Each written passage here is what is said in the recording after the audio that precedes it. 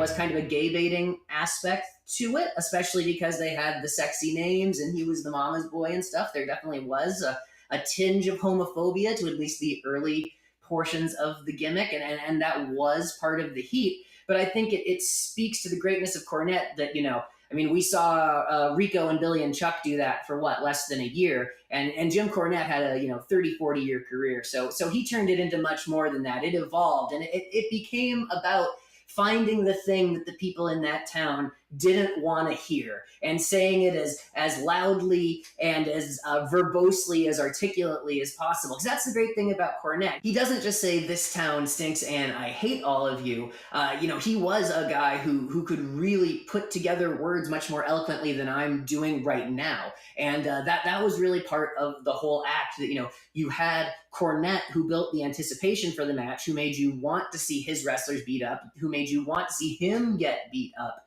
Because, I mean, a lot of the time on, when you go back to these kind of 70s, early 80s tag team matches, there's that great stipulation of, if such and such happens, then Ricky Morton gets 5 minutes alone in the ring with Jim Cornette or whatever. And that used to be something that you could really build up if you had, a manager like Jimmy Hart or Jim Cornette, who just had tons and tons of just nuclear heat, where the idea was that, the wrestlers might have been, respectable to some level because at least you admired their toughness. But someone like, Cornette, who was this kind of pudgy, big mouth mama's boy, he had the tennis racket, which is like the sign of affluence and stuff. Like, that guy didn't have the veneer of respectability that even the heel wrestlers had by virtue of being athletes. He was just excellent at getting heat, at finding the thing people didn't want to hear, at pointing out the thing people didn't want to see pointed out, at using the tone and the volume and the speech patterns that people found grating. He was just a master at all of it. He always felt like, at least they actually leaned into this in WWF,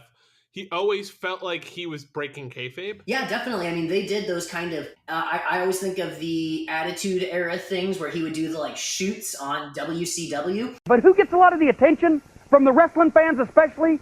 Guys like the NWO, the New World Order.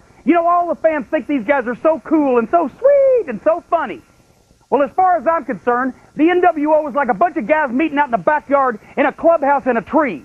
They're guys who they got the easiest job in the world. All they have to do is go out there and be themselves. Childish, obnoxious, adolescent guys with a case of severe arrested emotional development and a fixation on trying to act macho. You got a guy like Kevin Nash, 40 years old, trying to act like a teenager. As far as I'm concerned, the biggest no talent in the business. He's got 6 moves, no mobility, and enough timing to cover up for some of it.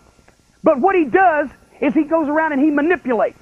Kevin Nash had a multi-million-dollar promotional company, the WWF, push him to the moon to make him a star, and then what does he do? He leaves after he gives his word to stay in, so by the way, he's a liar too. He leaves and he goes to WCW for a big contract. And those really did, when he cut those, even those were shoots, it's always impressive looking back that those sound exactly like his worked promos. He doesn't give away, it's a shoot, brother. It's not suddenly more serious or more quote-unquote real than his wrestling promos.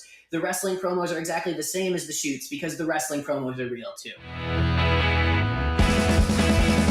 Here among the poor, sad, despicable, oppressive, misinformed, must be hard for you to bite your tongue.